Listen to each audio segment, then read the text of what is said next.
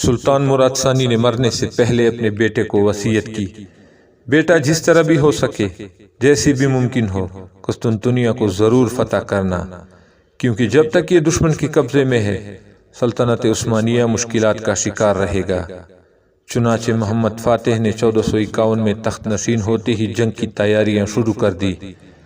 سلطان محمد فاتح عثمانی سلسلے کے حکمرانوں میں محمد ثانی کے نام سے مشہور ہیں۔ وہ سلطان مراد ثانی کے سب سے زیادہ عزیز فرزند تھے۔ 1417 میں پیدا ہوئے۔ محمد اول کے زمانے میں ایک قلعہ قسطنطنیہ کے شرقی ساحل پر بنوایا گیا تھا۔ محمد ثانی نے یورپی ساحل پر ایک اور قلعہ تعمیر کروایا، اس کو رومیلیا حصار کہتے ہیں، اور یہ آج تک موجود ہے۔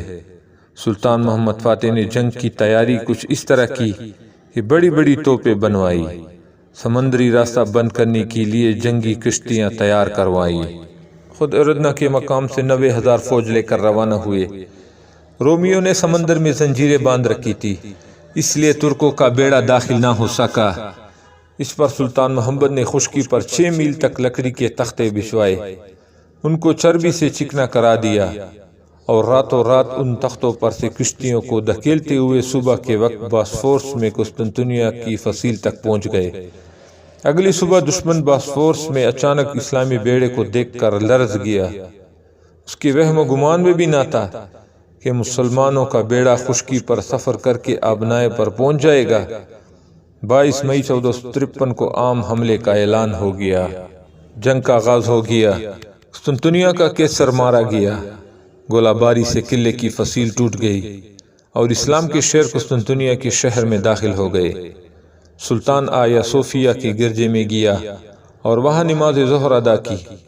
یہ وہ شہر تھا جس کے فاتح کو نبی اکرم صلی اللہ علیہ وآلہ وسلم خاتم الانبیاء نے جنتی ہونے کی بشارت دی تھی، اور سیدنا امیر معاویہ رضی اللہ عنہ کے عہد سے لے کر اس وقت تک کی لشکر اس شہر کو فتح کرنے میں ناکام رہے تھے۔